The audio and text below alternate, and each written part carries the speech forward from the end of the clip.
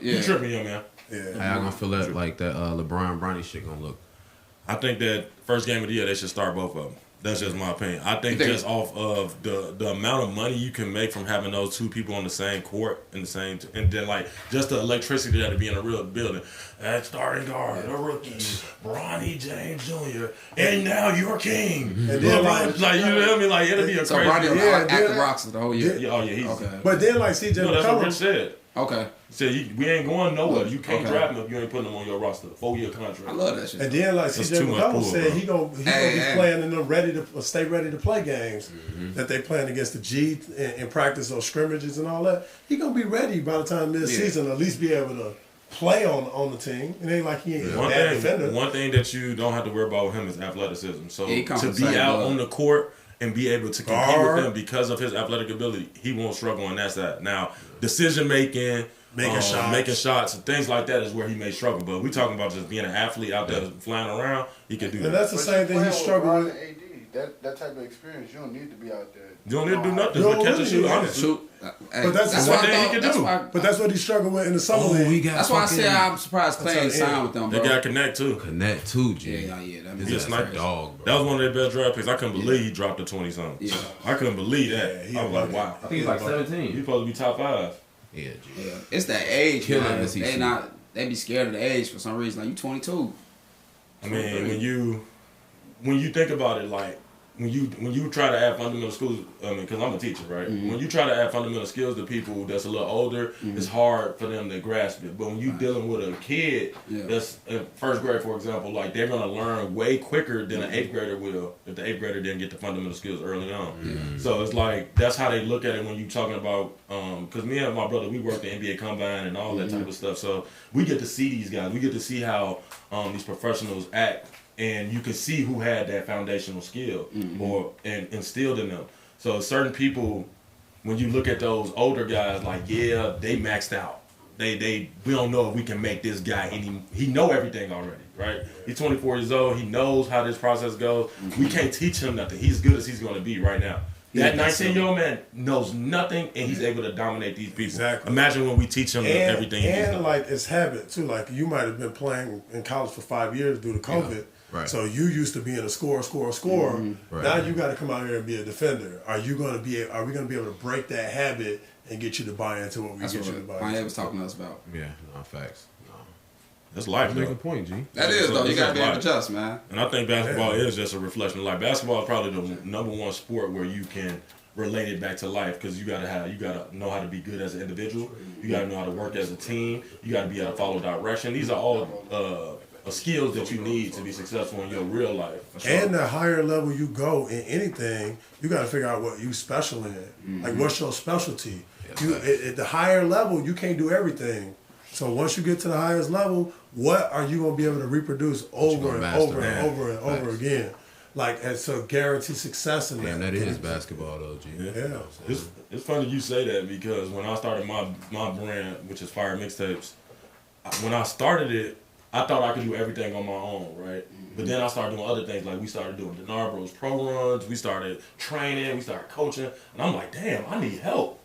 Like, I cannot do this by myself. And I think that goes to what he said. And that's part of the reason, like, that Denard Bros exist. You know, like, same thing with me. I'm a trainer. I realized that I can't get the rebound, pass to you, contest it, guard you, teach you to move. I can't do all that by myself. I need some support.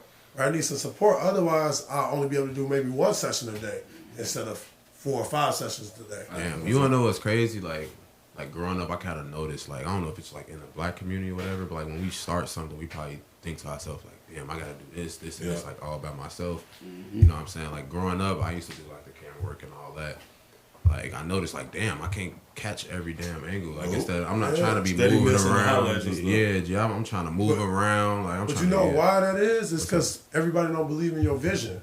So you trying to get your boy to come help you, but he don't have the same vision as you. He don't see what you see, right? So you just like, forget it. I'm just gonna do it by myself. But that's part of the reason. That's what Denard Bros stand for, right? Coming together. This really should be Denard and the Bros, because we all coming together and we achieving a common goal. Whether your vision be this or my vision be that, we're gonna put that together and see how that can coexist. Facts. Yeah, no. Wait. Before we go too deep, man, that's the way to start the season 2 premiere with my guys. The Denard Bros.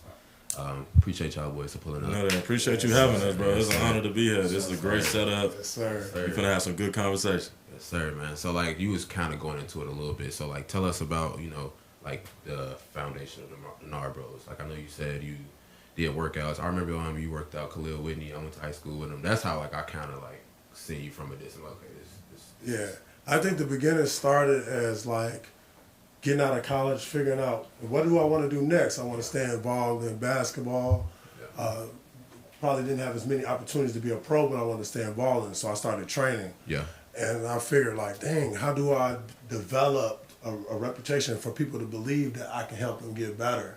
Yeah. So I would just search for people who maybe weren't all the way there yet. Like for instance, Khalil Whitney, he wasn't all the way there yet. Like he ended up being a McDonald's All-American and being the number 1 small forward in the country and going to the best school in the country, Kentucky. Yeah. Right? But when I first met him, he was dribbling on the sidewalk on Independence and Polk on the west side in the hood.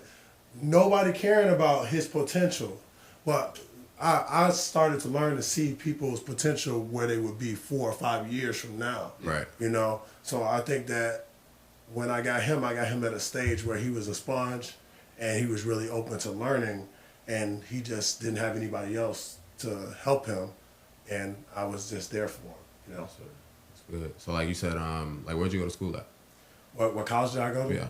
I went to Dominican University. Okay. Out in River Forest, Illinois. Okay. Yeah. Yeah, for sure. So yeah, how about you? Like what? I went to UIC and I went to University of New Orleans and Chicago State. You went to University of New Orleans? That's what's up. I wish I never left. Yeah. I love New Orleans. Yeah, Louisiana. Where did you go? I went to Grambling. Okay, Grambling. Yeah, we used to go down there too.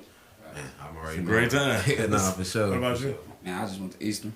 That's one of the top art schools in America. Oh, yeah. Come on now. Tony Romo was probably there when you was there. No. He was a little early. Tony Romo went to Eastern Illinois? Yeah, he went to Eastern. Damn. I met Sean Payton, though. I majored in athletics, so I had met Sean Payton when I was doing my internship, but we actually had Jimmy G there. Okay, Jimmy G was there when I was there. What the? Was that like a football school for real? It's low-key a high level. Hey, one thing about Eddie, he know the history of sport. He's a true historian. So if you say what school he was at, he know all the GOATs that went there. 100%. Athletically. At the time, we had some hoopers there, but team success really wasn't there. But we had some individuals that could really. But you always do, Yeah. It's always some guys there. Yeah, facts. So like from the outside looking in, bro, like y'all two seem like opposites, bro. You know what I'm saying? Is that real? Like I think we are very similar in many ways, but I think because we have different tasks in our like business, that people may just jump to that conclusion of thinking we're a lot different. But we've came from the same place. We've been together. Obviously, he's a little older than me, but as soon as I was born, he took me under his wing. So I used to like inspire to be just like him. I used to steal his clothes. I used to try to be just like him. So we not much different. I just think that our jobs, when like we're doing our events at the Denard Bros programs, like I'm on the mic, but he's doing a ton of things that people don't get to see. Like, but like still talking, it's just not on the mic. I just you can't have two people on the mic at the same time, otherwise it'll be blah blah blah blah blah. I appreciate that. It's a lot of people that be doing extra shit. I don't be like it. I try to be straight to the point. My goal is to just keep everybody engaged. Yeah. And one thing I always try to do is give credit to everybody that came. Like if I know you, if I know your name, I'm gonna shout it out on the mic.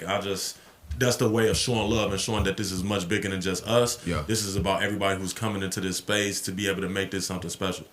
Yeah, and I think like a lot of people think that too because, they look at us at the surface level, like our social media, and they'll look at, what we're doing on our social media, but we haven't been doing a lot of like tutorials or talking a lot into the camera on our social media. You'll just see like highlights or snippets of us and what we're doing. So like you won't really know who we are, how similar we are, until you spend time with us. We're still delivering the same message. Yes, sir. That's the goal of today, for real. You know what I'm saying? Yes, sir. I really want to say, so like, the first time I went to the Denard Bros was last year, like last summer. It was, in my opinion, the best program in the city. You know what I'm saying? But I was away from the scene of Chicago basketball for like 4 years. I was in school. So like, how was that like process? Like, was y'all like grinding the whole time? Man, every year? We still grinding. We still grinding. I think the success of what's going on right now is all from just us being completely committed to giving our best foot forward. Every day we are trying to find a new way to do something different and better, right? And because otherwise, I think a lot of other programs, not to discredit anybody else, I think so many great programs in Chicago and all around the world, but I think they get content with what they're currently doing and it stays in one place. But if you look at us from year in and year out, it has improved in attendance, it's improved in talent, it's improved in just the complete production. Everything that we are doing is like just top notch because we holding ourselves to a certain level. Like we not nowhere near to where we think we can possibly be. Like I think our goal at the end of the day is like, yeah, we using these gyms and stuff like that, but one day, who's to tell us that we can't be at the United Center or we doing this at a football stadium like Soldier Field because it's that cracking? I mean, it's the dream. We just dreaming until we can't dream no more, you know? And it helps too, you know, that we're brothers. Like we know we've agreed from the beginning of our business that we're not gonna let nothing tear us apart. We're not gonna let money tear us apart. We're not gonna let nothing tear us apart. So we together from day one. So I'm gonna tell him when I'm like, oh no, that ain't a good look, or do this instead, or do that instead. And he's gonna tell me the reason why that he's doing, and then we're gonna come to an agreement to make sure everything makes sense. You know, so to be able to have honest feedback from your brother who wants the best for you. There's no envy here, no matter what, right? And be able to have my brother tell me what he expects from me and what I should do, even if it's something I don't want to hear. I gotta respect it because I know the intent. Yeah, you know? for sure. Yeah, that's how most businesses run. Top to bottom. But it's hard when it's not a brotherhood. Even if you just friends, you can still be brothers. Like, but you gotta establish that brotherhood that no matter what, we locked in. We don't care what happened, who comes. You know, eventually there's gonna be somebody who's gonna try to buy this business, right, from us. But if it doesn't make sense, we're not gonna do it for both of us. Yeah, facts. I agree. And I see you guys do more than programs too, man. Like everything. Y'all on like the high school space, you know. My guy played for you guys there. Brent, y'all know Brent Taylor. Yeah. No 1 point guard in the state. You heard it here first. He one of them ones. You know that. I believe you, G. I was with him. He's super nice. Yeah, for sure. I was with him when I was doing camera work last summer with Mean Streets. You know, man. Politics is crazy. And the interesting thing is that he's actually a year younger. He's actually 16 years old. So he really should be a sophomore going to be a junior, right? And then also, he didn't play 7th, 8th grade year. He survived cancer. Yeah, a lot of people don't know that about him. A lot of people don't know that. So his story, his journey, we're gonna be watching him on TV one day. But people don't see that right now because they're not looking ahead like we talked about before, where you're looking at people's potential. Not where you at now, but where are you gonna be? So you see yourself like you're good at finding talent. You yourself getting a bigger role with like basketball, like taking that stuff further, like maybe with a professional team. Maybe, you know, right now I'm really just enjoying the process of spending time with my brother, you know, and us growing what we're doing. It's not so much the ego of like being a certain status of being a coach. It's more about how many people can I help see their own potential. How many people can we help see their own potential? There's so many people that come into that Denard Bros Pro Run that came in, maybe they had a bad day, and Eddie say their name on the mic. Like in the building, you know, you got Jay in the building, you know, like that right there, like lightens up your day and sees like, oh, I am somebody. So the goal is to be able to impact as many people as I can. Not necessarily be a professional coach or a college coach and I'm only impacting 15 people. No, like I want to be able to impact hundreds and thousands and millions of people. And that's what we're about. So yeah, like would I like to do that? Yeah, I think that would be great. But does it feel better? Is it more impactful to do something special with my brother and be able to do this for the rest of our lives and be able to support our families at the same time? I would rather do this. And to add on to that, I mean, when you talk about like taking it to the next level, I feel like we've been doing that, like I said, every year growing. When we talking about at one point in time, we were just training locally. Now we training at the NBA Combine. Or training in Paris. Yeah, just in Paris training. And I tell people all the time, like, yes, as a player, I didn't make it to the NBA, right? But I always tell people, everything that I've done after that, I've made it to the NBA in different ways. I do videos for these guys and help them get max contracts. Like, I done help some guys get, like, $20 million contracts, $50 million contracts, $100 million contracts. Like Malik Beasley, I helped him get an $80 million contract by doing a video for him. Shout out Malik Beasley from the Bucks. You know that, one of them ones. Yes, sir. Then, like, also doing the combine, we've worked out with top 10 picks, top 5 picks. Ron Holland, I was working him out. I was doing videos for him, helped him get drafted top 5. Like, all these things, like, yeah, it's cool to have that title. Yeah. And I was just talking about this yesterday. That's crazy. People want title, power, and control. Those are the 3 things people truly want. But when you get those things, it really don't matter if you're not going to utilize them the right way. So I think when the way we've gotten this power, this control of the city, and like being able to do certain things, we've been utilizing it the right way to help impact these lives, and not just the adult lives, but we talking about the youth, where the main problem in the city lays. Right, these kids lack fundamental skills and lack the foundation to be successful. So it's our job as people that come from here, being products of our environment, to be able to give back and help these kids understand, hey, I was in your shoes before, and this is the routes that I took to get where I went. I know it's not going to be easy, but these are the things that you're going to have to do if you really want to be successful in your life. I mean, you really care about your future. So those are the things that we are about, and I think that, like, we don't care about the titles. Yeah. We don't care about the clout. We don't care about that. We're doing this for a way bigger purpose than to be cool. Because at the end of the day, you remember that one teacher that changed your mentality. You do. Do you talk to that one teacher? Probably never, ever will see that one teacher ever again in your life. But that one teacher had an impact on you and probably hundreds and hundreds of other people. Stuck with you for life. Like, it doesn't matter the credit. Like, we don't care about that. We've done things where we've got plenty of credit. But who cares? Like, are you making a difference in the world? And that's what we can do. You know, all of us can do that. Each person, regardless of your status, you can make a difference in the world by impacting someone else in a positive way. Yeah. And I also think when you doing what you love, like even you guys doing this right now, allowing a platform for us to be able to express how we actually feel or what we're actually doing will not only help that process, but it's going to get it out to people that never even knew about it, right? They never even knew, like, oh, what is the Denard Bros Pro-Runners? Oh, I want to go see that now because I like what they're about, because you guys gave us that platform. It's about more than basketball. Exactly. 100%. So giving that platform is just the number one thing, and I feel like that's what we do with all those pro athletes too. So, 100%. I agree, man. Y'all just made me think about something for sure. Like, you guys doing that when using basketball, we doing it using the podcast. Exactly. Anybody can do it. Anybody can do it. Everybody should be doing things like this. You know. So how do you guys So I seen like I've seen it on social media. I think I was at school or something.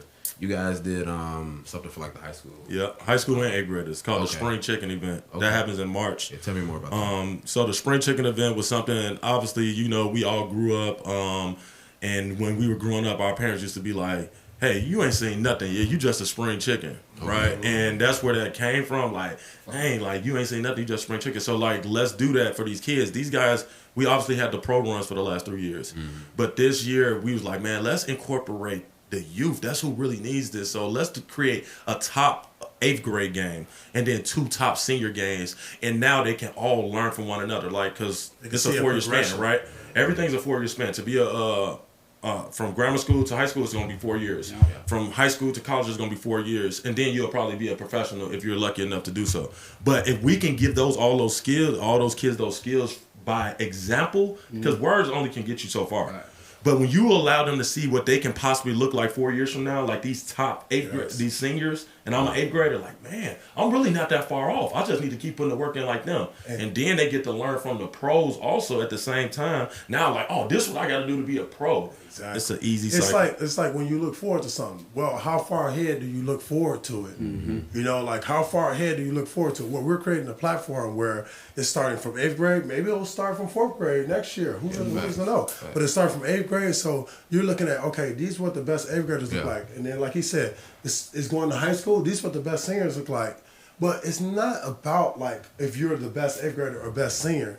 Even if you're not one of the best 8th graders, but you're an 8th grader who is aspiring to be a good basketball player, you're able to see the progression of how you should look or how you should be by the time you get to this point, so you can know if your work ethic is good enough to reach those points. So you're saying 8th graders, high school, pros. We kind of skip college, but you never know. You might add college. So, like, we want that progression so you can be a visionary and so you can look forward to something. That's good, because man. you're a product of your environment at the end of the day. So we create an environment where you can see success, not just success now, but success later, then you will take the time and the necessary steps to reach those goals. And the bigger purpose for all we doing, like obviously I don't know if you guys been seeing, we made a slogan called "Make Chicago Great Again." Yeah. Okay. Obviously, and when you think about that term, it's like you thinking like, how can you do that? How could you make these kids understand how to be great again? And my number one idea was, and he can talk about his number one too, but my number one thing is getting kids off the streets.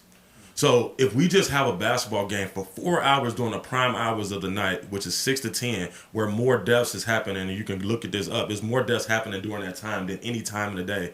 We have an event at 6 to 10 for all these, we got over 1,000, 1,500 people in the building with watching these high school kids. You know how many lives you just saved? You know how many people could have been in the wrong place at the wrong time? Mm-hmm. That is what is about, like giving these kids something to be inspired and motivated by, and saving them at the same time and giving them another day. Maybe they just needed one day to be saved. Right? Sure. That one day could have been their day. Yeah. But we took them off the streets, put them in there, made them have a great time, had music, had great vibes, had food, had drinks, all this stuff for free, giveaways, and it's just making people have a great, like, persona. They just feel good. They just like, man, I want to do this again. Yeah. So now, not only did you save them that one day, they're going to come back next week. And you look and at now you save them again. And so, what he said before, we educators, right? So you look at like when kids are troubled, right? Mm-hmm. And people want them to change, but you just want them to change because you think that them changing will be better for them. But they're in a situation whether maybe where they live, maybe their older siblings are in gangs, maybe their environment is infested with drugs. Whatever it is, you can't just expect someone to change on their own. You have to replace that habit with something else. Nice. So on Thursdays in the summer, we're replacing you standing outside on the corner or you're being at home in a toxic environment. We're replacing that habit with Thursdays. I'm looking forward to going to this event. Yeah. Well, this event is inspiring me to be a good basketball player. This event is inspiring me to be a great videographer or a clothing designer, or I do my own podcast, right?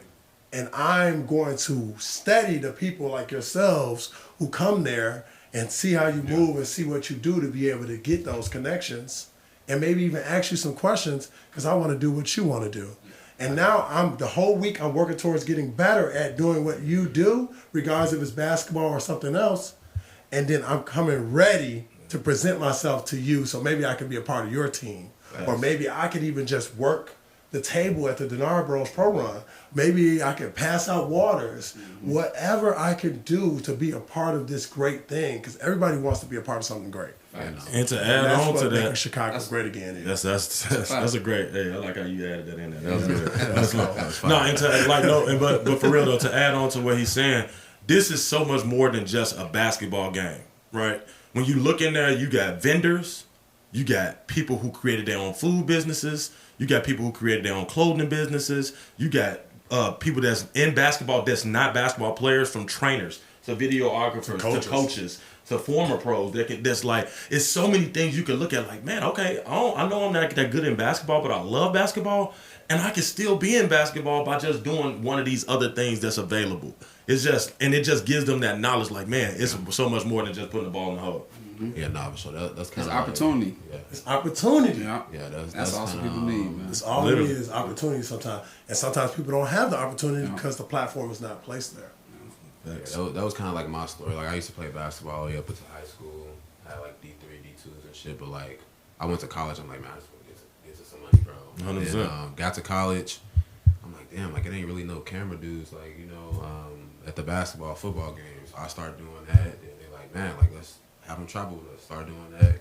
Got better at that. Then brought it to Chicago and shit like that. But that's what's up. Yeah, no, I just feel like there should be like some type of platform where people or kids could like see those career opportunities at 12 years old. You know what I'm saying? So they like, man, I want to hoop, but like, what if I can't? You know what I'm saying? Yeah. Be but pro, you know what the problem is with that is that most people are delusional, and we're not just talking about the kids. We're not just talking. We talking about parents. We talking about mentors. Like, people are gonna keep telling you, like, yo, you gonna make it to the NBA. You the best in the world already. You the best in the world. You only 1% makes it to the NBA, which may be true, but you can be that 1%. It's $1 billion organization. Yeah. A lot of jobs. But I just think that we don't give them the right information to be successful. You telling them that, like, a lot of these kids, if you look at Chicago, we haven't had a McDonald's All-American since DJ Stewart, and that was 4 years ago, and we couldn't even have him because of COVID. But Jeremy Fears, but he wasn't like literally from Chicagoland area. But when I talk about Chicago, I'm talking about CPS, right? Like Cliff Alexander, Jaleel Okafor, those type of guys were literally CPS. Are in the heart of Chicago, trenches. So if you in Joliet, it's kind of like you out of the city. Obviously, bad stuff happened in Joliet, as we know. Great basketball players in Joliet, also. Exactly. It's not Chicago. But in Chicago, I only can talk about Chicago because that's where I'm literally from. Right. So when I think of Chicago, we haven't had nothing like that because we're not giving them that knowledge of like, hey, you may be the best here. There's some motherfucker in Rhode Island that's rawer than you. It's a guy that's way raw. That's way more. He putting way more work in. He ain't never sleeping. Cooper Flag. And look where Cooper Flag is from. Look where Cooper Flag is from. For sure. There's never been a top 100 player out of Maine Ever. Yeah. Damn. And he's the number one player in the world Facts. out of Maine. We had Kwaye in here maybe like last month. He was saying, he basically talked about your point. Like, if you look at it, like Chicago, like CPS, no one goes straight to college and just kills. Nobody. I mean, it's like that time is over. maybe. Io took Kevin, 2-3 years to like, but he Look made who like you naming. one and done. You know Look who you naming. killers. You naming them ones. Yeah. We talking about NBA pros. Yeah, but nah, for sure. But like he was saying, like people, like you see freshmen coming into college and killing. There's not really nobody from Chicago. Well, and I'll tell you that because I coached in Chicago. My brother coached in Chicago, obviously. And I get to see other coaches. Obviously, I'm different. I coached 7 years of Division I basketball at Chicago State University, Lewis University, and all these other places. Even coached LaMelo Ball in the JBA with LeVar Ball. Okay. So it was like I seen how things are supposed to be done. Yeah.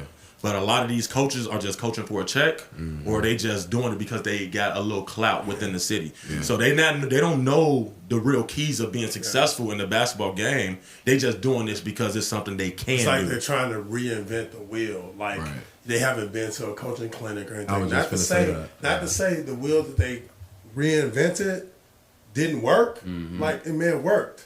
But you got to think about it. You might have been playing with the other guy, playing against the other guy that was trying to reinvent the wheel too. So you might be just beating up on the disabled. You know what I'm saying? So you think you're a good coach because you're winning. A lot of the best coaches in the city, they don't win that much, right? What type of difference are you making on that player or student athlete's life? If you're thinking about them as just a basketball player, that's the first rule number one that where you messing up at, you know? Because at the end of the day, you're supposed to give them the skills and fundamentals to not be successful at this level, but to be successful at the next level and be beyond. ready for the next level. So also. that's the thing. Like a lot of our kids go, like even me, when I was playing in high school, I played at Foreman High School on the Northwest side. I was a part of the number one team in the state. We had 6 Division I players on my team. It was a very stacked team. But when we got to college, I didn't know what a drag string was. I didn't know what trail meant. Something as simple as trail. Trail the ball, trail the ball. I'm looking at him like, he's like, yeah, you got all the skills and talent, but you don't know nothing. You don't know nothing. You don't know what a flare is. I didn't even know what a screen was. You know what I thought a screen was? Like, I didn't know. They said, when I used to think of a pick and roll, I used to think a screen was just called pick. I didn't know it was called screen. That's how unready I was. I don't know if that was even a word. That's how not ready I was. You know what I mean? So it's like, but the talent was there. The skill was there. I was one of the top players to ever get recruited to the USC. dog was there. Like, everything. it was like crazy. I just didn't have execution. no knowledge of the game. And that's because I was under the CPS Act. A lot of these people don't know that. They can just motivate you, but they can't educate you. And you gotta have a philosophy that can connect with people who think differently than you, right? So you gotta be able to say like, okay, like you gotta recognize that what you work on translates, right? So like if I'm just working on individual skills, that means the person I'm working on individual skills with is only gonna think about their individual selves. Right. They're not gonna think about the team because they've only been doing individual skills. Right. So if you like you see like the suburban teams, right, which is predominantly white teams most of the time, right? But they're working on team concepts. They're working on team stuff. They're working on passing, moving, screening. That's why they're not good at the individual skills. But they're great at the team skills. So these coaches, especially in Chicago, because you got such good talent, if they can find a way to work on the individual skills and the team skills and then teach them the game situational skills, and you can mesh those 3 things together, like then you will create complete players that are ready for the next level. But that's the reason why, exactly what Eddie just said, is the reason why our kids are not ready to play right away. They're not ready to play right away because they're only thinking about them individual selves. Yeah, facts. Yeah, no, I'm already know. I used to play AAU. My second time hearing that. For sure. You used to play AAU. You see a team of white boys. You're like, I already know how they finna play. They finna hard as hell. And they not even close to being as talented. Man, they dribbling that bitch like one hand right here all the time and shit. But that shit Yeah, don't matter. moving We got all the skills. We doing all this I ain't gonna extra lie, I shit. play against an athletic, strong, play no against- offense running team any day over a team that just snipe and know how to play team basketball any day of the week. Yeah, Coach or play. Yeah, Because I don't want to run off no screens and now they getting hit in every shot because you a little late. Nah, And they just way smarter than they know exactly what you about to do. But now that goes back to like, so like when y'all was talking about how you guys see Denard Bros, you seeing it as like 10 years down the line what y'all want it to be, you know what I'm saying? That goes to like people who's coaching high school. They probably just thinking about, you know, let's just win this Win the game, championship this win the year. championship this Exactly. year. They're not thinking about, like you said, I want this kid, or I see this kid at in 4 years, you know what I'm saying? So But it's kind of hard to do that too. Nowadays, one, kids are transferring automatically. Rapidly. So you don't have a lot of time in high school now or college to invest as much as you can in them. If you invest too much in them, you make them too good and they're going to leave you.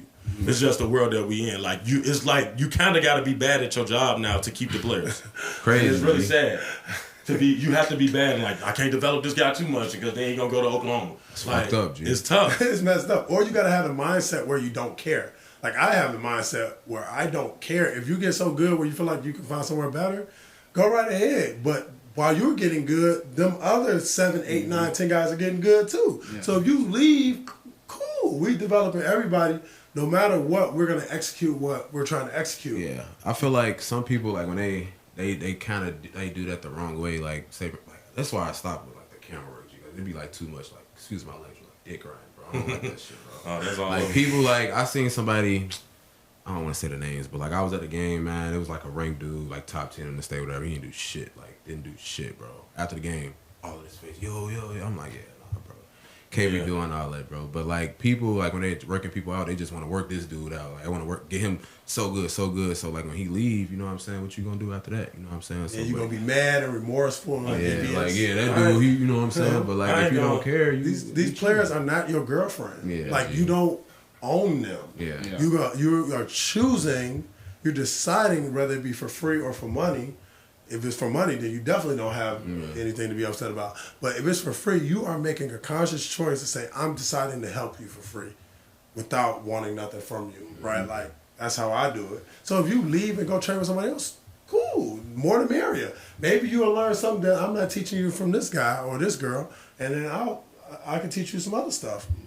But at the end of the day, you don't have to train with me. Yeah, you know, what's crazy, something you just said, like with the, I excuse my language too, with the dick riding. The thing is, what made my brand so good and kind of helped with the Denard Bros too, the Fire Mixtape brand, was that I did not do that. So I would go to the games, but I'm not ever. Why would I? It's 27 people recording the number one player. I'm gonna record the game, but I'm not reaching out to the number one player. All right, it's 14 other players that was in this game. That will pay. That will pay. So while y'all was out there making them videos of him, and he never reposted none of them because all you need to do is repost one video, I did every other player, and for $250 a video. You making money while they just out here just searching for clout, but I ended up getting clout because I had 14 other platforms promoting what I was doing instead of one that had a lot of followers, but it was 14. And after you do that for a certain amount of time, that's 14 times 2 times 3 times 5 times 6 times. Now you got 150 people or 2,000 people promoting your brand. And that's how you grow. And not only was I doing that, I discovered some of these guys and helped them become better than the guy that everybody was there recording at that time. Yeah. Like, oh, we didn't know who this guy was. Did y'all see that video Fire Mixtape made of that dude doing 360 windmills? Who was that? That's what started happening. So I felt way better about helping somebody that wasn't there get there than somebody that was already there stay there. And you know what else to add to that? Like billboards, for instance, or like things that like a commercial on TV. It's enticing you to want to enter that realm of that brand or whatever. Right. So like obviously on social media, I'm going to post Khalil Whitney dunking high all over the rim. I'm going to post Terrence Shannon jumping from the free throw line and me training him. But I'm doing a lot of other trainings, but I know that's gonna draw you in. But that's where people, why you said like we seem like polar opposites, because people only know me from the surface. Right. And they're like, wow, this is an elite trainer. But meanwhile, I'm also training 6-year-olds. I'm also training 13-year-olds. They're just, people don't necessarily want to see that for advertisement of your brand. That's the way to use it, though. You feel me? You know? Like, I've been around it so much where, like, people, like, just searching to post that all the time. Well, don't get me wrong. You can post whatever you want. You get what I'm saying? But, like, if that's your brand, it's just to always, like, mind you, people rushing home to post one highlight. You get what I'm saying? So, like, you post that shit for the 30th time. Like, you're just not really building nothing that, that you stand for. So, I don't know. Do you feel like it's easier to build your brand online versus like actually hitting the streets? Like, what you think is the best method into building the brand? Well, I think when it depends on what avenue you're trying to reach, right? Like if you're trying to reach the youth and community, obviously going out to camps and clinics and being a visual person and they get to know who you are, that would be way more impactful. But like certain people you can't get in front of, right? Like for example, I was just talking to Herb Jones from the New Orleans Pelicans, right? I never met the man, but the fact that we were doing stuff through social media, he's seen it, he's willing to respect it, and he's willing to have a conversation about it now, even though he's an NBA pro that's not going to respond to nobody else. Right. So it's like the social media, when it comes to reaching out to people that you never met, I think is good. But when you're trying to get impact on youth and community, being present in person is easily the best way. But like he said, like the social media is a way to like introduce the idea of knowing who you are, right? Because like obviously like we connected, but like at first you don't know, and then like I see like, oh, this is dope what he's doing on YouTube, what they're doing with the podcast. This is dope. Yeah, we should be a part of this. Like, but I wouldn't be able to see that if it wasn't for it being on social media, right? So what would make me trust you to come out here to do this? Like, it has to be some sort of evidence, right? So if people are looking for evidence that you are capable of training me or capable of breaking down my footage to help me get to a certain place.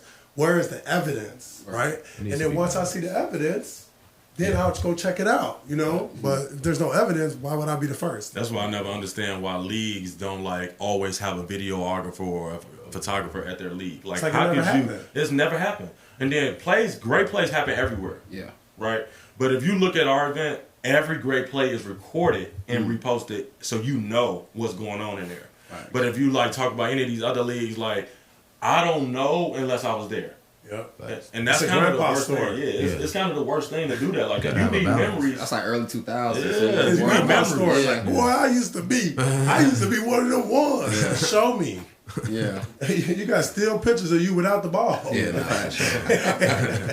you just gotta have balance though. That comes with anything. Yeah. Like you said, like which one is better? I feel like you just gotta have balance in between the two. You gotta actually be in that community, actually like showing the people that weren't there, like this is what y'all missed out on. You can't be in the community not showing people like you said, or you can't just be all social media and not really. And then also people just realizing like the thing about the Denard Bros is that it's becoming its own brand, right? They're not realizing that Denard Bros is the Denard Brothers, right? So some people come to the event and they know that like he's the Denard Bros, but they might not know me at all. They'll walk right past me. Hey, now I'll be talking to them for a second. Hey, wait, this your event too? Right. I'm like, yeah, one of the Denard Brothers. Like we Denard Brothers, but it doesn't. It's like Coca-Cola to them now. Yeah. They're just reading it as Denard Bros, right? So like, which is a great thing. So which is what you want it to be, right? Because then it can stand alone, right? Yeah. But you have some players from high school that'll walk right past us in November. Right. But now they're saying this, now it's like immediate respect. So that's where when you go into the community now, they know what you're doing for the community, then it's that level of respect. So they work hand in hand. If you never show up in the community, then it's like you are a facade, like you're just like a myth. So it's like you're building your brand together and your personal brand. Your reputation to be able to develop the respect for people who don't know you. Yeah, facts. Yeah.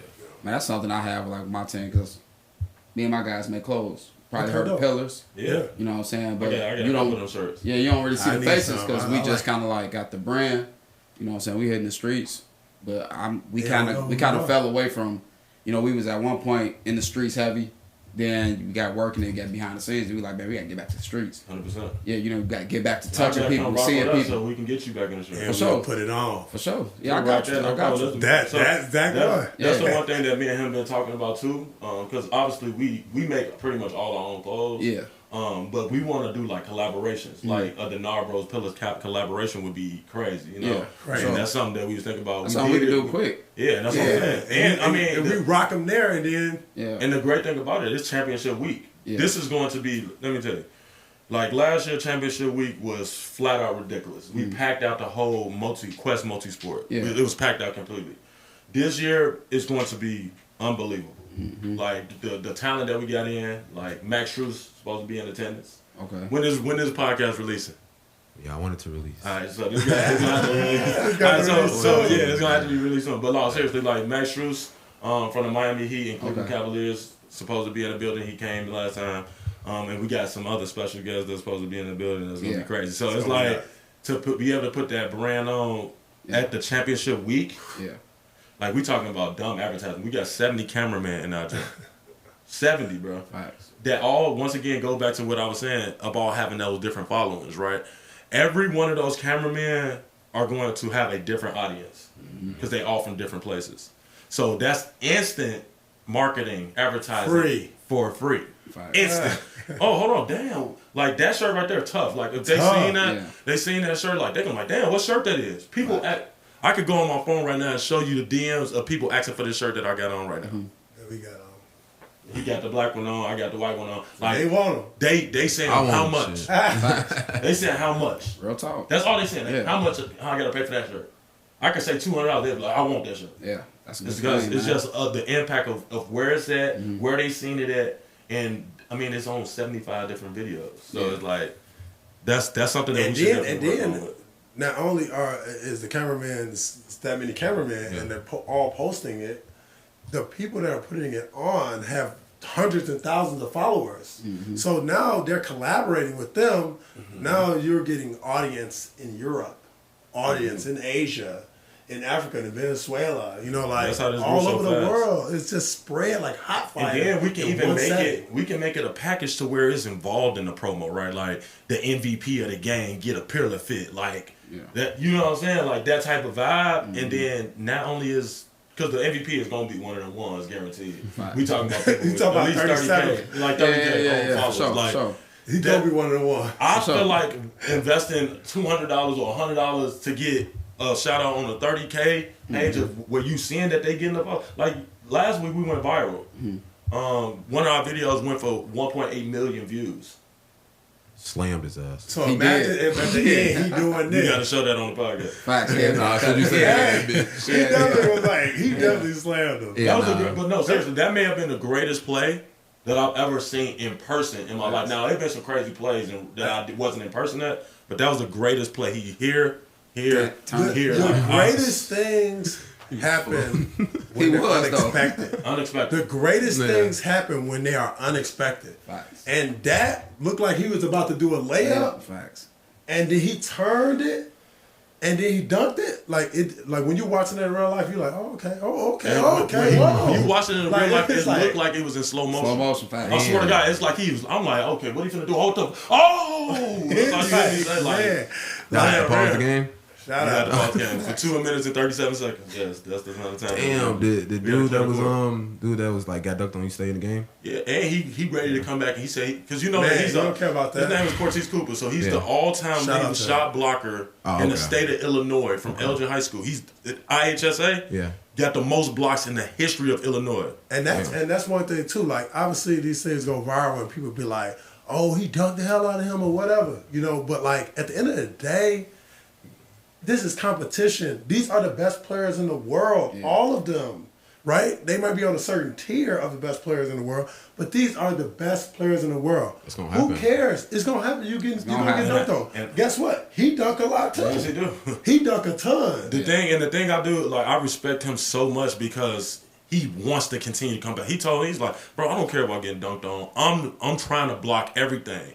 If I don't try to block everything, then I look scared. Like I'm scared. I ain't really trying to compete. Like I'm trying to stop him from scoring. Like, it's gonna happen. I'm the all-time leading shot block in the state of Illinois. The fact that he came after that, the fact that he came back the next week it's a max level of respect. He said I'm showing up every time. Facts. You gonna get dunked on a lot, G. Yeah. He probably got dunked on all the time. But he played at LSU. LSU. You think he didn't get dunked on? Against SEC schools, against Kentucky? You think he didn't? Yeah. Okay, he ain't think about that. He trying to go to the next level. He trying to stay at the next level. He already at the next level. He good. So I got a question. So like, when you see like this day and age, so back in the day, like having a mixtape was like glorified. Crazy. Glorified. And shout out my mom. She recorded all my games. I was able to get a highlight tape when I was Sir. Shout out to mom. For real. I was one of the only people with one. My mom recorded. Yeah, no. That's how it was. Your parents recorded the games or somebody. She recorded all the games. That's what Before you even asked the question though, like my mom was recording our championship game and they told them no outside cameras could be in the gym. Could you imagine seeing that today? That's wild. They let can't help it. in there You today. can't do it today. But go ahead, yeah. Anything. But like back in the day, we used to be glorified, right? Now, every player on the team is dropping a mixtape. How do y'all feel about that?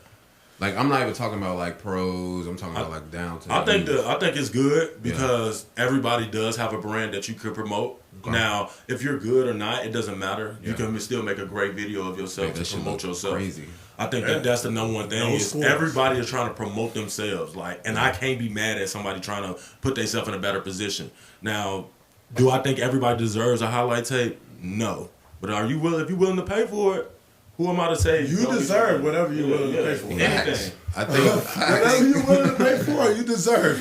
Yeah, I think the time where I stopped doing like videos and shit, where like somebody asked me to like make a highlight tape and it don't be like barely no buckets. I'm like, oh, that'd be the worst. That's the worst. But you gotta do it. But I'm like, I can't, like, you gotta get a ton of B-roll. Yeah, nah, for sure. But like walking, drinking water, just tripping. I made my best work when it was making excuses to the rep. Yeah, no, I made my best work when I did that shit for free. You get what I'm saying? But like doing it for a minute. But it's because you're doing what you want to do. Yeah, exactly. Right? So when people ask me, it's like when they start trying to give me money for it, I'm like, damn, I got a deadline for this shit. I hate deadlines. Yeah, I hate deadlines. It's like the pro runs made me miss a lot of deadlines. The pro runs have made me miss a lot of deadlines. Yeah, man.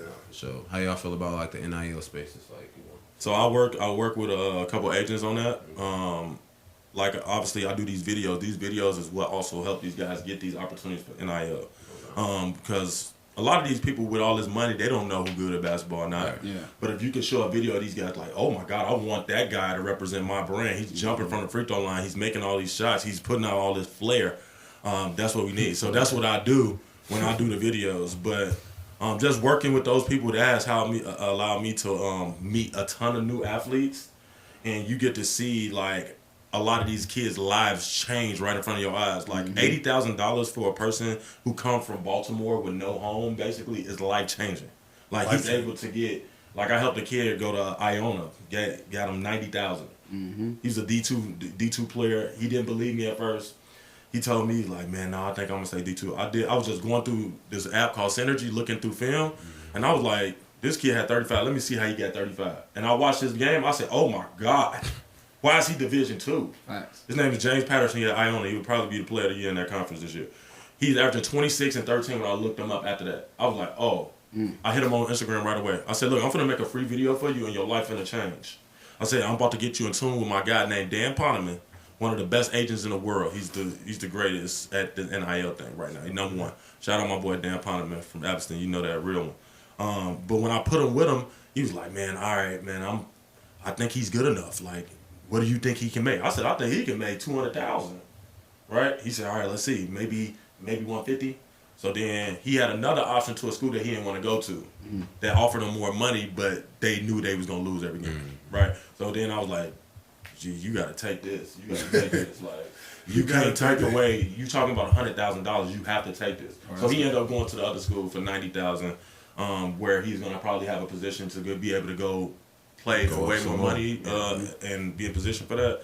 But like just seeing how happy he was, seeing him believe in me from not even knowing me just because I told him that, like it's just a crazy experience. Even educating them on the possibility that exists. It's such a new thing. Relatively new. Like it's such a new thing that they don't know that it exists for them. Yeah, for sure. So you need people to like show them that you are capable of being $100,000 there while you in college. While in college. You imagine went crazy. Imagine $100,000. That's the question. Can I ask a question? Hey, if you had $100,000 when you was in college, it would got up. One of them ones. What would be going on there? It got ugly, man. If I didn't even have a car in college. I had $10,000, boy. Well, my car in college had a car phone. Damn. Facts. You told me that shit. You ain't need it. My car was that old. My car was that old. But I had a car phone. Hello? Yeah, bro. I had a car phone in my first car, bro. Car in college. 96 Honda Accord. My bad, bro. We ain't mean to disrespect you, bro. Hey, 100,000 would have changed that easily, bro. 100,000 would have changed everything. You would have had a cell I don't know phone. what I would have did. Instead of a car phone, you might have actually had a cell phone. What you would do to 100,000? 100,000 is this. And like you a sophomore in college Is with this 100,000. uncut podcast? Oh my goodness! Everything is editing going. That was my first. That was my first lesson learned about money. I wouldn't have been playing. You said what? That was my first lesson learned about money. Quick. I would have blew through that 100 so Oh quick. yeah. We would have learned. We would have learned quick. Yeah, you know, because you always But blow we through would that have first fun. bag. You would have had fun. Yeah. Look up 3 months later, like, damn, I ain't get shit. But it's like riding a bike. I get Gucci belts, laptops. But you learn. That's how you learn. You learn that lesson early. At 19, 20. You good the Hopefully next year you learn too. You it. get her too. But shit, I bought a Louis Vuitton belt in 2012, and I still got that mug. So Facts. Shit lasts. it's still something to show for it. Hey, man, ain't nothing wrong with that. Ain't nothing wrong with that. Straight up. Shout out NIL, man. Yeah, NIL is definitely where it's at. I mean, changing lives. It is, though. Changing man. lives. Ain't And nothing. it's allowing kids to kind of finish school now. Yeah. Like, you know, a lot of those kids was like leaving school early just because they need to make money. Now it's allowing kids, because some of these kids getting 1.5 million. Some of these Like, kids look getting at Cole 500,000. Yeah. Like, he good. He can stay there as long as he needs to. Right. And he going to get out and he going to have $1.7 million, $2 million in his bank account before he even touched the NBA. Yeah, that helped him too. Like, So come on like, now. instead of just being broke, getting hella millions, like you working your way up. You know what I'm saying? Even with learning about money, like school and all that can teach you about finances and stuff, but if you ain't really dealing with shit firsthand, if it don't affect you, you don't really learn about it until it actually That's affects a you. good point. Yeah. NIL is literally creating more professional people. Yeah. People that learn how to manage their money. Because when you get $100,000, you're gonna have to know. You're gonna have to have a plan. Facts. You can't just go out there and like, I got 100. Let me go spend it. Let me go spend it. Let me spend it. It's like you definitely, and I think that's what the agents do now. Though they teach them that once they get them that Get money. assets. You know what And I'm then saying? think about it too, like healthcare. Like some of these schools, like you don't get healthcare included. Like so, if you get sick, you gotta go to the doctor, but your family gotta take care of that. Damn. Your mom or your pops don't have healthcare.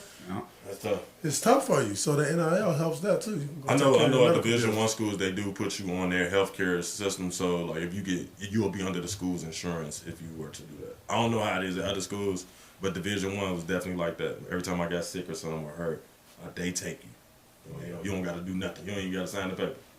Oh yeah. It's a good time for Chicago sports right now, man. 100%. How y'all feel about the Bears? You know, I'm a diehard Bears fan. I ain't gonna lie. what I like to hear. Sundays is It's Bears. you can't even see me. I ain't gonna lie. Nobody can Not see around me. noon. We lucky that they want to play today. But the Bears, like Caleb Williams.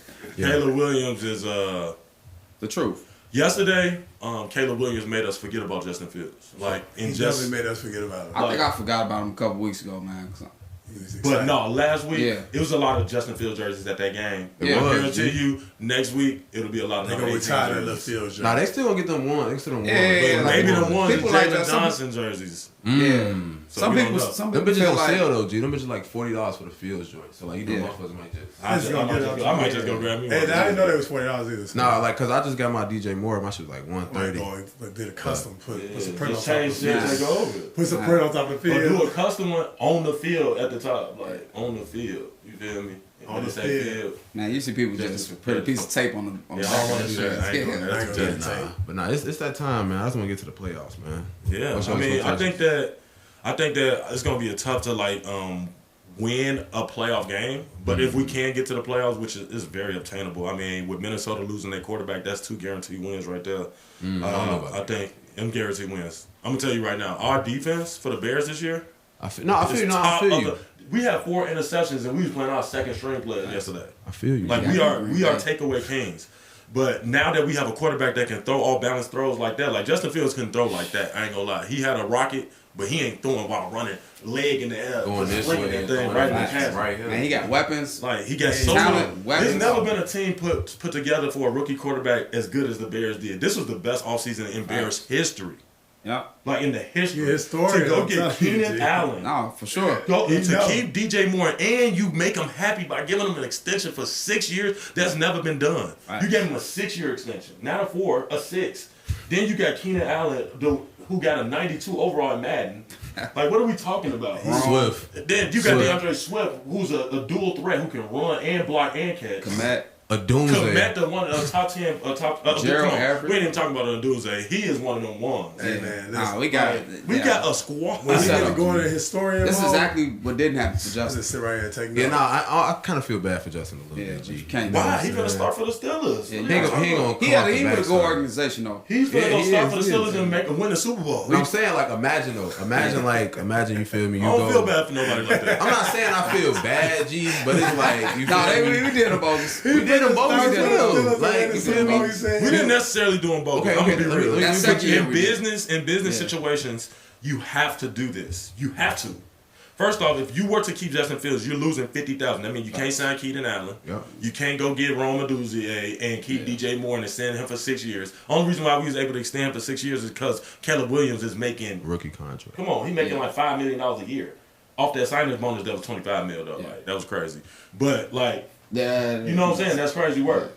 But with Caleb's contract, $5 million, that goes nowhere near the salary cap. Yeah, facts. I'm just saying 6 new players because of him. But if we'd have kept Justin, you would have had to pay Justin $50 a year. Right, because they traded him where he wanted to go. They traded him to the Steelers where he wanted to go. They could have traded him to somebody else for a 3rd round pick. Steelers going to the Super Bowl this year. 4th round. With Justin Fields as the quarterback. And Justin Fields going to make us look. Justin Fields going to make us. He said, win. Hold on. Let me get this clear. I'm going to clip this. Go ahead. Justin Fields is going to make us look kind of stupid, but we're not going to look stupid in 5 years when Caleb Williams is leading us to multiple Super Bowls. We're not going to look stupid this year. You're going to look stupid with Justin Fields. When's the Super Bowl? You're going to look stupid with Justin Fields. I'm trying to tell you. It's the Steelers, bro. Steelers are just... They always... They a good coaching team. They actually made the playoffs last year. With Kenny Pickett, you know what I'm saying? Kenny Pickett was trash. Come on, he had more interceptions than touchdowns last year. What are we talking about here? But now they made it to that thing. They go to the playoffs. Hey, I'm a diehard Bears fan. And they made it to that thing. I don't mess around with the Bears, and I love Justin Fields. I watched every game He's my favorite since player like ever as a 2001. Damn. You know what I'm saying? Him and Khalil Mack, they just let all my favorite watch every players go. game. So I don't miss a snap. I watch every game. me too. I don't miss a snap. I watch every game. I didn't see it all. I didn't see all the quarterbacks we had. Oh God, I don't play that, boy. I feel like I don't watch the game around Packers fans. I don't watch the game with a lot of people around me or none of that. I need to be able to watch the game. I think it's gonna be a new age for the Bears, like for real. G. No, this is the year. We got a line. I can't wait. We got a defensive line. But do you see how like his pocket presence is? Crazy. He don't even want to run that bitch, G. He'll run it because he has to. Exactly. But he just getting out of there so he can sling that thing. Like, he one of them ones, bro. Facts. He's an I'm individual. excited, man. I'm going to that Houston game. Well, that's the game to go to. Is that the first game of the year? Second game of the year? You going? Good test. No, I ain't going. We ain't no true Houston fan, bro. We might have to go to that. That's going to be crazy ridiculous. Houston already a crazy city. It's a Chicago-friendly city. I got them tickets when they announced the game, G. How much them tickets were? So before taxes, that shit was like $300. Yeah. After tax, like $430. I'm like, damn. $430 tax. That's crazy. $130 tax? Yeah, I was looking at tickets that was like before taxes like $400, but I'm like, damn. You probably buying through StubHub and all that. I got some good seats though. Got some good seats. You know, I'm not gonna pay 50. Huh? You 50 yard? Nah, I'm end zone. End zone. Probably, end zone good too though. Definitely if you second half. 50 yard line. Run up there, jump in there. Yeah. Second half Bears end zone is good. Okay, yeah, you on the side still. Yeah. That's on you about the 20 yard. Nah, that's decent. You about 20. Yeah, you gonna be solid. Yeah, so Good seat. you know what I'm saying? Have you ever been to a Bears game before? I was just at the preseason game yesterday. Okay. Pretty decent. But I was at the first game last year. On the field. I remember you Packers, right? Mm-hmm. Somebody told me that was like the worst thing I ever seen the Bears. On the field. You know, we get perks, you know what I'm saying? That's what I mean, I ain't gonna lie. The biggest problem with the Bears last year was not the players. Luke Getsy was one of the worst. I can't believe he went and got an offensive coordinator job with the Raiders. How did he do that quick after doing connections, G? You know how to go, man. Connections, G. Friendships, man. All right, go. But that's very important. That's one thing that we got to make sure that we continue to get to. It's just telling that connections and relationships will get you wherever you need. You don't even need the credentials if you have the relationship. Skill set. Facts. Are y'all in tune with the high school basketball scene? You don't need no skills. Y'all in tune with the high school basketball scene? Absolutely. Give me some players to look out for this year. Alec Austin. From Kenwood High School. Okay, yeah. Obviously, Devin Cleveland, top 15 player in the country, is unbelievable. Has a great feel for the game. Davion Thompson, he reminds me of the next Jalen Brunson. Yeah. He was a freshman last year, right? Yeah. I seen him putting up crazy numbers last year. Jackson Davis. Yep. Lincoln Williams, a freak athlete on that rim. Yeah, he's gonna be one of them ones. I think he has some of the most potential to be one of those NBA level guys with what's his name? Prototype body. Lincoln Williams from Kankakee. He was picking. Yeah. Okay. But his athletic ability and his size and length is like you can add everything else to him. And then his ceiling is so high just because he's just learning his movements and things like that. He's gonna be. You know who I like now? Nice. My guy, JD from Homewood, HF. Jaden Tyler, one of them ones. He's definitely a basket getter going to Kent State University. A real problem. Tough for sure. Yeah, he one of them. The Homewood Flossmoor team is going to be very good. Obviously, having that young boy Darius Hawkins over there, who's a show. That's my little brother right there. He a real great personality, great player. You know, competitor. He don't back down from nobody. He ready to put on the show at all times. But the one person that I think that everybody, it's two people that I would say is Ethan Val, who going to West Aurora, who has unbelievable feel for the game, like unbelievable. Like he just on a whole nother level. And then the other one who also plays with him, I think he's going to Neuqua Valley, Cole Kelly. Oh my God, this young man is going to be one of those McDonald's All-Americans. 6'6", 4", very versatile, can do everything. Like athletic already. Like he is going to be an individual. That's dope. Yeah. Cole Kelly, as an 8th grader, was playing 16U and 17U. Starting, scoring 25. Like this man ain't touched high school yet. And he's destroying Neuqua Valley, yeah.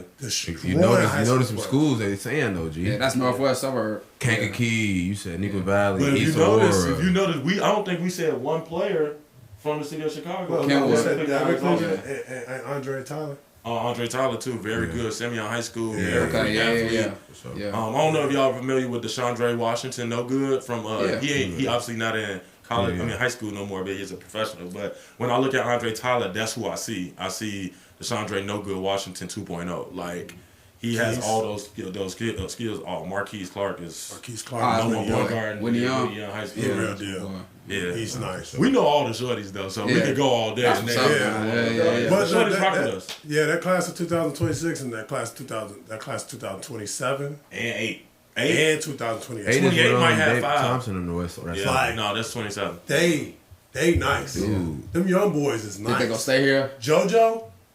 I you already know how it goes, G. You never know how it goes, G. JoJo from Kenwood. John, dark skin with the little. Yeah, he transferred, but John was on his way. He went to Prolific. And EJ Horton. Wait. EJ Horton went to Orangeville Prep. Them two young men was on their way. I do know everything. Yeah, you do, man. I'm trying to tell you, bro. I've been knowing the history of crazy, like bro. That. John and EJ Horton, if they would have stayed in Chicago. Turned that bitch up. EJ Horton was one of the most impressive players in the city last year, leading Phillips to a 2A state championship, the first one in school history. I mean, he just had complete dominance. Like, nobody can rock with him. Like, he's so athletic. He's a real tenacious. tenacious. He's just tenacious. He ain't gonna stop. They finna prepare him right when they go to Orangeville. Yeah, they gonna get him right. He's definitely gonna be a high man. I mean, that's what Jamal Murray plays. So look at me, huh? You know a little something. Got a couple of facts. For sure, man. Damn. So we look forward to it. We're going to do like have some of the high school players on. We'll definitely have them come. Yeah. Look, the thing is, I think that we can do something even bigger than that. I think that we can do a production at like one of our events or something and do like a live podcast like at the event, maybe like during halftime or something, like set it up on the court real quick, like 10 minutes or something, 20 minutes just out there that you like interviewing certain players. You know how they do it like on TNT? Like when like the game over with, they just come sit at that table. For sure. I think that's something that I always wanted to do.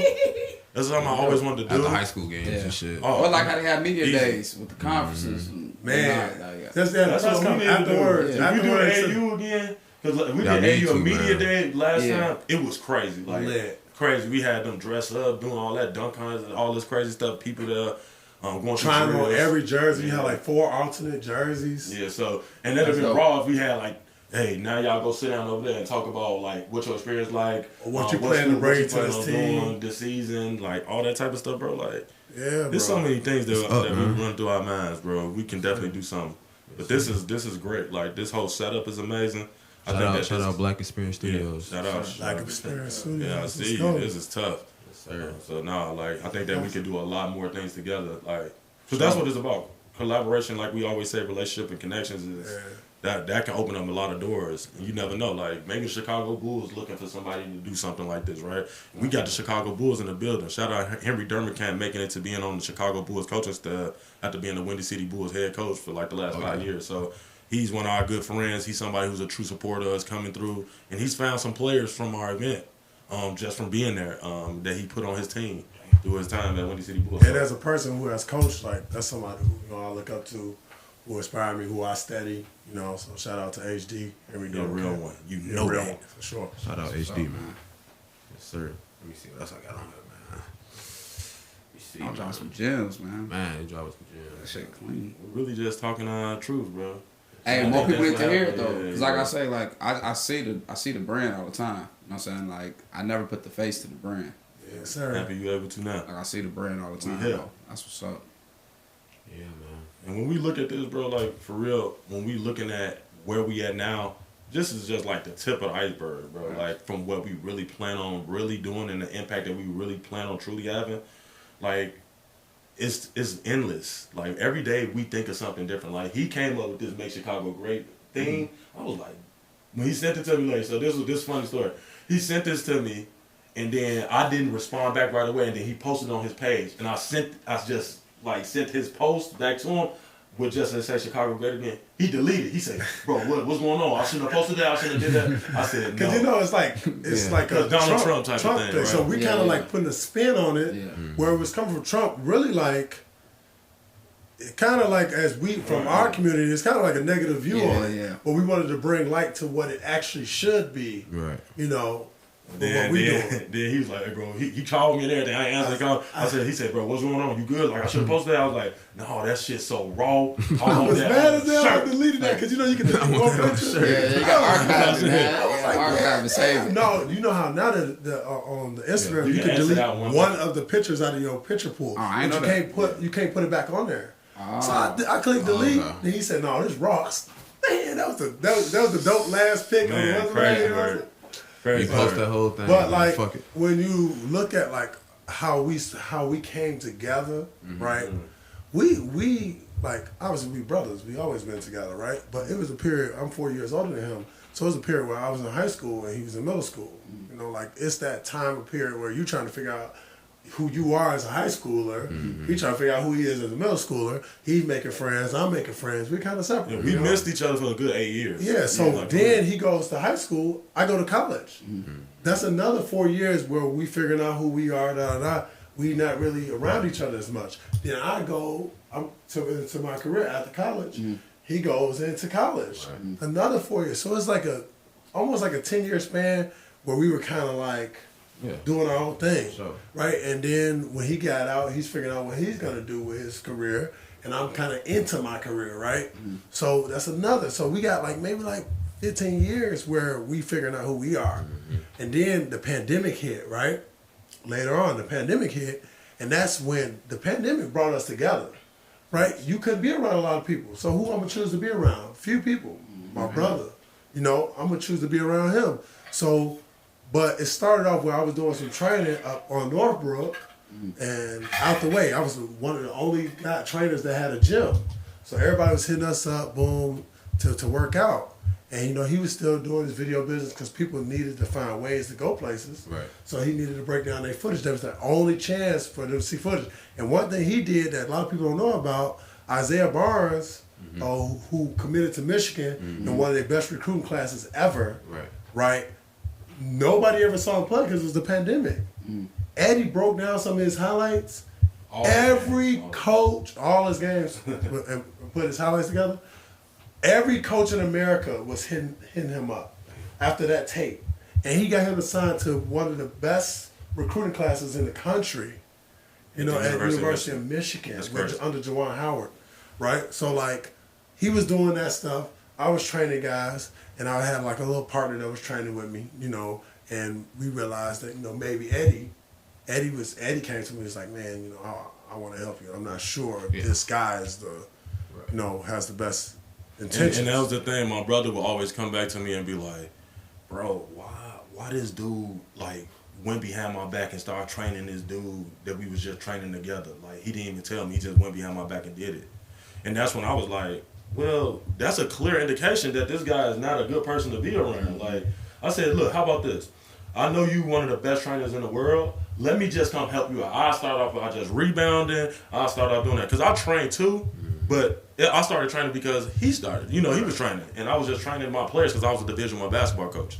But like him, I was like, bro, I can help you get better, like, and make sure that things are done the right way better than somebody that you don't even know his last name. Yeah. So it's like, I'm like, bro, we gonna do this together. So I told him to stop doing that. We started working together, and then that's when both our brands came together. He was training, and I was doing videos. The one thing that we always both had was high-level players, no matter how you want to look at it. I was doing videos for NBA guys, all these overseas professionals. He was training these guys. He had Khalil Whitney in his pocket, you know, like for somebody that he'd been working with his whole life. Like, so it was like, bet, let's use our connections to have an open gym because we the only one with the gym. Man. Damn. And then when we First had open gym. When we had, and listen, it was restrictions during COVID, right? So we could only have 6 people on each half, but they couldn't intertwine. So 6 people had to stay over there, 6 people had to stay over there. It started off as 3-on-3. We did a 3-on-3 contest. Damn. With all pros and high-level players. I gotta send you some of these videos. Underground footage, unreal. And we had a wait list with pros. We were telling bona fide pros, no, you can't come this week because we surpassed the 12 count. That's crazy. COVID was crazy. COVID was crazy. It started to, man. Well, once they released it and they said that you can have 10 people on the court, we talking about, like, we had at least like 7 NBA guys that weren't NBA then. That's currently NBA now, playing in that event. And we had Kobe Buffkin, right? Burger Boy from NBA, Michigan. Atlanta Hawks. Played for the Atlanta Hawks. Kobe Buffkin would drive from Grand Rapids, Michigan during COVID to Chicago to work out with us. Burger Boy, McDonald's All-American. And his experiences there, like, helped him, you know, helped him be ready for the next level. That's why he was able to make that leap so quick, you know, all the work he put in too, you know. That's what's up. Shout out to Kobe Buffkin, you know, and we wish him the best. Keep striving. Keep doing your thing. Yeah, shout out, bro. So like those open gyms sparked the Denard Bros program? Yep. So when first we was like, man, this is just some runs. Like we just open gym. This is just an all pro open gym. And we was like, because we used to always say, like, man, we can have our own league. These leagues suck. Like, it's so political, you can't even do nothing. You know, like, it's like, if the man is the owner of the team, he going to be the man. Like, it's trash. So we was like, man, we can start our own league. What we going to call it? It ain't no pro-am. It's just a run. So let's call it the Denard Bros Pro Runs. It's only pros can play. And I ain't gonna lie, we never had to change the name after that. Never had to change the name. And it just grew so fast. It's just word of mouth and like people seeing the footage, but it's because we had cameras everywhere we went. And it started off as just like literally like a run, like a game up to 21, 2s and 3s. We'll have 4 teams of 5 pros, so we have 20 pros, and they will play, all have to see each other. So it'll be like team 1 versus team 2, team 3 versus team 4, team 2 versus team 3. So and you get 3 games. You get 3 games before the playoffs start, right? So that's how we would do it. You get 3 games up to 21. So you get to play. So one play against 2, 3, and 4, and then you go from the record that they all obtained. Somebody was going to be 3-0. Somebody's going to be 2-1. Somebody going to be 2-1, and somebody probably be on 3. Top 2 records play. So then the 1 and 4 play against each other, and then 2 and 3 play against each other, and then it's the championship game. And then you find out who the MVP is. And it's amazing because shout out to like STK, Coco 5, Harold's Chicken, Jets Pizza, all our sponsors. And STK started DTLR, definitely my people. You know that. Shout out my boy John. Shout out DJ Will, the best DJ in the land. Will Thrill. So STK was giving us, they said, you know what, we love what y'all doing. Let us give y'all $500 gift cards to STK for all the MVPs. So we're giving away $1,000 I remember that day, G. $1,000 a night to STK. Still happening. It's still happening. Every event, $1,000 to STK. That is unbelievable. Nobody done that. Nobody's doing that. And then you really think about like, yeah, everybody want the money, right? But it means a lot more to have that card to SDK where you can just walk in SDK and say, yeah, give me everything I want. Right? Birthday dinner with the fam. Birthday dinner with the fam. Imagine some of these guys have won 2 MVPs, 3 MVPs. Yeah. So some of these guys got $1,500 in gift card money to SDK. Taking that imagine you going to SDK with $1,500 to blow. You ain't got to imagine nothing for me. Oh man, that's crazy. Y'all doing it, man. That's dope. That's dope. Yeah, I was sponsorship though. That's a good thing though. Yeah, and I think now that we've like doing what we're doing at this high of a level now, the sponsorships are not just product based anymore. They like trying to do incentive based sponsorships to help us grow because they see the true value in it now. And I think it takes time with that. Like people didn't see it at first. They're like, all right, we'll help you, but we'll just give you this. Yeah. But then they see like, oh, these guys are serious. This is continuously growing. Like, let us give them something that helped this really grow now. That's what we were talking about with the vision, right? Like, you have that vision in your head. We had that same vision. We talked about it. We was like, man, this is going to be huge. We said that 4 years ago during the pandemic. This is going to be huge, right? But everything don't go as planned all the time. Like, sometimes you think you have a gym and then they'll shut it down and take it away from you the day of, or what do you do, right? So there's some hiccups in the road, but we had that vision, and those sponsors at first did not have that same vision. But as they see it coming to light, they start to join. So you just got to keep striving towards your vision, no matter when people tell you no or 100%. People don't believe in it, you know? That's the tough part. Believing in yourself is more important than anything, bro. Yeah, man. And it will come. It will come if you keep grinding and believing. Yeah, that brings me to like my next question. So like, how hard do you think it is to like master discipline? Have you guys mastered discipline yet? I have not mastered my discipline yet. I think that I'm continuously striving to try to be a better version of myself. Every day it's a challenge to like be 1% better. Obviously, like I look at everything that we're doing, but I'm not satisfied. I'm not satisfied with me I have a daughter, so I'm not satisfied as a father. Yeah. I'm not satisfied as a mentor. I'm not satisfied as a host. All these things that I do, like, I'm not satisfied because I know that there's levels to everything, and I want to be the best at everything that I do. Mm-hmm. And I'll stay up till 4 a.m. to try to master what I do. I get very disciplined when I get that pressure on me, though. Like, when that pro run gets to Wednesday, I'm on a whole nother scale. Like, I don't care about nothing else. This got to get done. This got to get done. The discipline is definitely when that pressure comes. But, no, I have not mastered being completely disciplined. Like, I would love to eat better. I would love to work out better. I would love to do all those things better so I can have a long, healthy life. But same here. I have not fully mastered the discipline. I think that as you get better and better at something and the level goes up, it's lonely at the top, right? Mm-hmm. So as you get better and better, it's like you don't have anyone to validate you that you're doing a good job. Mm-hmm. Like, I think he's incredible on the microphone. Incredible. I look at everybody else on the microphone, and I think there's a lot of people that do a good job on the microphone. But the fact that he knows everything about every single person, from what high school they went to how many points they scored in college, to the accolades that they achieved, and you able to announce those things, like, it's like, I think he's amazing, right? But not a lot of people are over here telling him, like, yo, you're amazing because of that. It's only maybe me, right? Because I recognize that they just think that's what he do. Right. He know he amazing, so he don't need that validation. But every human needs that validation to keep striving to do what they do, right? So I think that when you get to the top of something, or you get to a high level in something, that it's lonely up there. So sometimes you're seeking validation from people who can't validate you, or who don't understand like what you're doing is special. They just think you're just doing it because you are special. Right? Facts. So I think that's that's why it's hard to keep the discipline. There's so many distractions. There's so many people trying to tug and pull at you because they see the greatness coming, right? And it's temptation, and it's easy to fall into that, whether it be women, or whether it be money, or whether it be an experience. It's easier to fall into that because it's lonely at the top.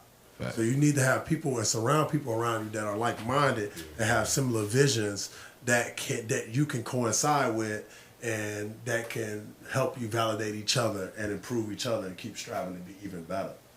Even though you're on the top or close to the top, you think that you have to stop working. No, it's people under you that's still traveling up that mountain too, that are going to catch you. So you need to surround yourself around people who are also that part on their way at the top. That part. That's a good way to put it, man. You are who you hang with, for real. Like, I remember having some friends, like, I used to think that it was so fun, you know, to be doing the wrong thing because I was around them, right? Like, not focusing on my craft, not doing what I was supposed to do at that moment because I was trying to do what they were doing too. And I think that was one of the biggest mistakes. It put me behind at a time where I could have been getting ahead. So just hanging with the right people. And now I feel like, just being around my brother every day, we pushing each other every day to be a better version of ourselves. I tell him all the time, like, hey, bro, you need to do this better, bro. Like, it is what it is. You might not like the way I say it or when I say it, but it's the facts. You got to do better at this. And he tells me all the time, hey, bro, I think you should do this. I think I'm the best at what I do. I do. But I still think there's room for improvement. But when he tells me something, it shows me, like, it is still that room for improvement, right? Like, just do this, and that'll make it a lot better. And I take all advice because they seeing it from a different perspective than I'm seeing it. And then we both coaches, educators. So, like, it's, like he said, it's an incredible feeling to know you have someone next to you who is going to empower you, but also who is going to critique, constructively criticize what you're doing. So you know whatever you're deciding to do is right if he's allowing me to do it. So I can do it with supreme confidence because he ain't saying nothing to me about it. And I know that he will if I'm not doing the right thing. So let's go. It's go time. You know what I'm saying? Let's get it. Yeah, no, for sure. That's a good way to put it, for sure, man. But yeah, I don't think I like master discipline either. Like, I don't know. I went through like a phase where, like, I got to where I wanted. Like, I reached a certain goal. You feel me? And like, I was so stuck in like looking too far ahead. I'm like, man, like this shit probably ain't right. I need to just hurry up and get to the next point. But it's like you gotta cherish the levels that you're in. You know That's the hardest part. Yeah, for sure. That's the hardest part, to cherish the moment that you're in. Because you're thinking about going somewhere later. But what about now? You look back and then you realize, like, damn, that was a good process. You don't even appreciate the process that it took you to get. You got to celebrate every win, bro. And that's why you got to be around genuine people. Because you need to laugh, right? You need to love, like, in order to live, right? Like, so if you're around people that are genuine, you know, I can trust this person, so that means I can love this person, right? And if I can laugh with this person, that means I can have joy with this person. And then if you have all of that in one sentence, you live it. You live it in the moment right there. You don't care about nothing else in that moment. Facts, man. So yeah, man. What's next from Denard Bros? Man, we get into the drawing board, man. It's been a long summer. We've done AAU. You know, we've done the stuff with the youth, with the 8th graders and the high schoolers, and we've been going nonstop. You know, we've done the pro runs, and this is a lot of work. You know, this is not called, you know, some big name. This is Denard Bros. So, like, we are on the drawing table doing a lot of work to make all those things happen around the same point in time. So, obviously, we need to, you know, maybe take a week or so or 2 weeks to kind of like enjoy our family, make sure we reconnect with, you know, our responsibilities, because we have put a lot of that on hold with all the work we've been putting in. But I think moving forward, we're trying to figure out how. I've been coaching high school for the past 15 years, so I haven't had the month of October or the month of September all the way to the month of March to play something. But I resigned after having a good season, so I can open up the idea of us kind of doing something in that 5, 6, 7 month span. You know, so we're gonna get to the drawing table once these pro runs over, and try to figure out how we can impact the community. I definitely think that I need to, you know, take some time away from it, you know, just so we can have clear thoughts and be able to make better decisions moving forward. But I definitely think that our number one goal going into this is expansion and being able to impact the community and youth even more. That can be from like camps, clinics, and stuff that happen monthly or weekly, things like that. I think that we're going to be way more involved in the basketball community this like winter, fall, and spring than we ever were in the past. Sir. And I think because we laid this strong foundation down this summer to be able to build off of it.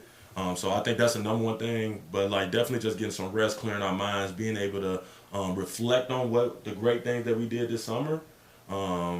But yeah, I think the sky's still the limit for everything that we want to do, and we're gonna do it to the best of our abilities, whatever we decide to do. Yes, Look forward to seeing it. Yes, sir. Sir. I'm happy for y'all, man. You know what I'm saying? I appreciate you, man. It's a lot of hard work. But before, you know, also we want to also like thank all our team members. We couldn't do this without all of them.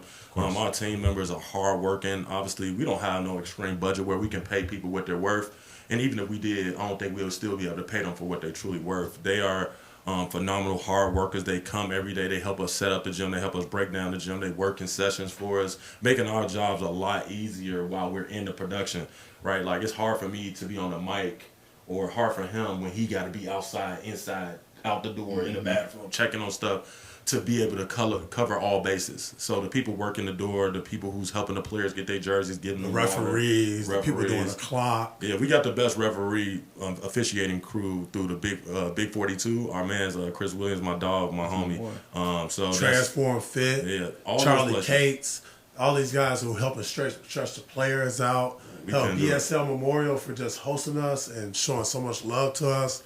Not too many, like, we can ask for a little bit extra, and they looking out for us because they want our event to be there. Yeah. So we got...